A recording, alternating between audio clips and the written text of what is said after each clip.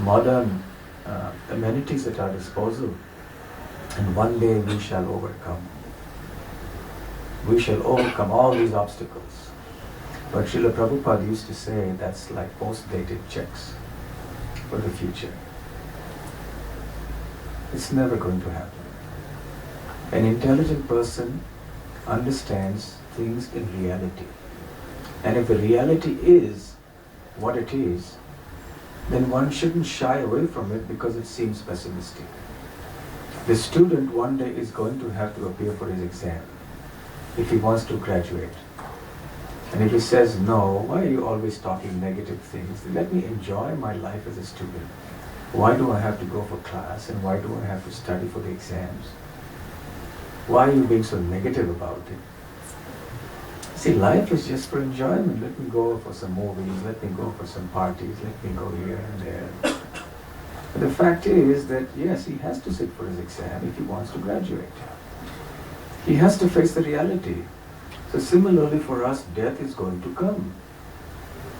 That doesn't mean that we should be constantly fearful about death all the time, but it does mean that we should be awake to the reality that one day everything will be finished. So what are we doing about it? Are we trying to accomplish or achieve something which can transcend death? Let's analyze it. What is it that we can obtain here in this world that can go beyond death? Nothing.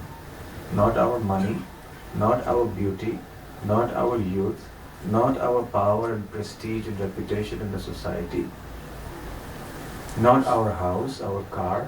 What will sustain beyond death? Because everything connected to this body is temporary. Therefore, everything will be finished at this time of death. So why should we be striving so hard, wasting our precious human energy for something that is impossible? Just why should we insist on living in a dream world? In a cinema, when you go into the cinema, it appears so real. You may see many times when there's a sad scene there, someone may be sobbing, someone sitting next to you may be sobbing, or if there's a humorous scene on the screen, then people will laugh loudly. So they identify very closely with the goings on the screen, forgetting that ultimately it's all just a dream. It's just a movie. It's not real. So also we get so carried away with our daily world around us. We forget it's a dream. It's all going to end one day. So therefore our Vedic scriptures advise us, yes, you have to live in this world to do what's necessary for your survival and basic existence, but strive for the eternal. That is what human life is meant for. Don't simply work for an impossibility, for something that is completely futile. Work towards your eternal happiness. You are meant to be eternal. You are meant to be always happy. Why should you be satisfied with a few pence worth of happiness when you are meant to have billions of pounds worth of happiness? So what we are striving for here is just a few drops of water. When you're in a desert, what can a few drops of water do? You need so much water to quench your thirst. So the pleasure available in this world is not real pleasure. It's just the pleasure of dreams. You may dream that you're a king and you have so much money, so much power, such a wonderful palace and so on. But when you wake up, it's gone. So the pleasure that we experience in this world is all illusory like that. It's just temporary for a few moments. Lord Krishna says in the Gita, Yahi samsparshaja bhoga dukkhayonaya evate adhyantavanta kaunteya nateshu ramate patha. He says, my dear Arjuna, the so-called pleasure of this world arises simply out of contact of the senses with the sense objects. The eyes want to see something beautiful. The ears want to hear some pleasant sounds.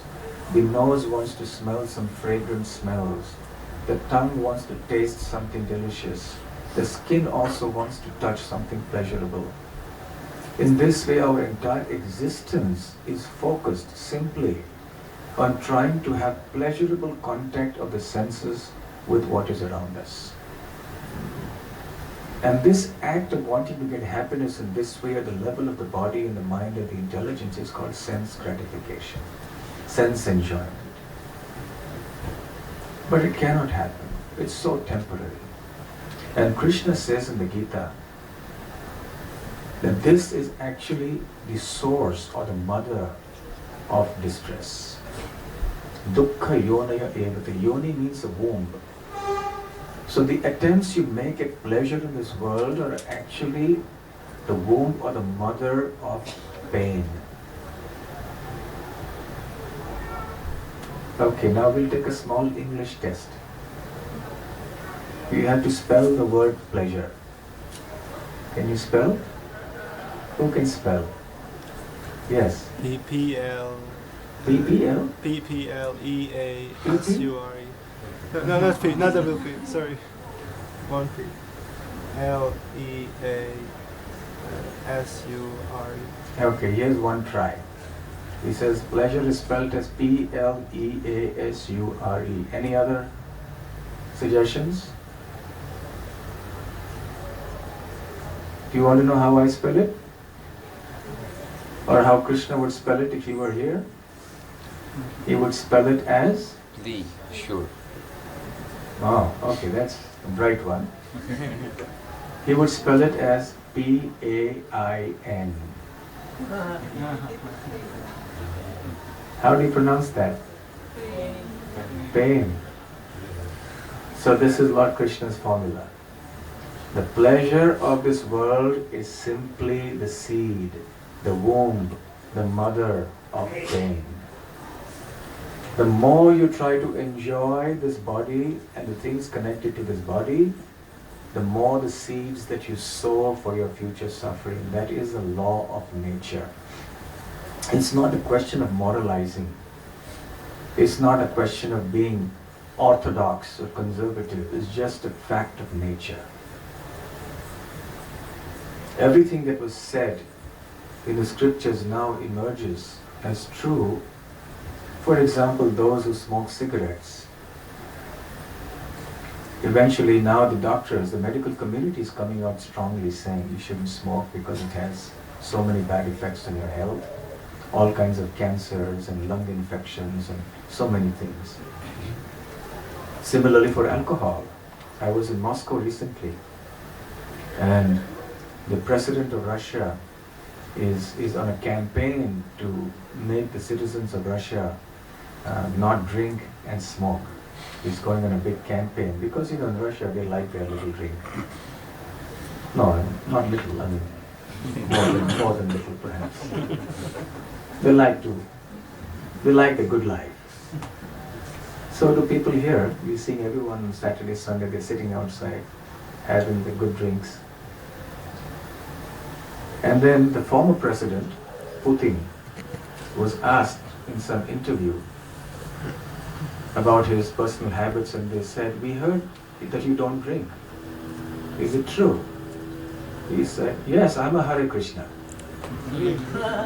Of course he was joking about being a Hare Krishna, but it's encouraging that at least it was right there in the front of his mind, not the back of his mind.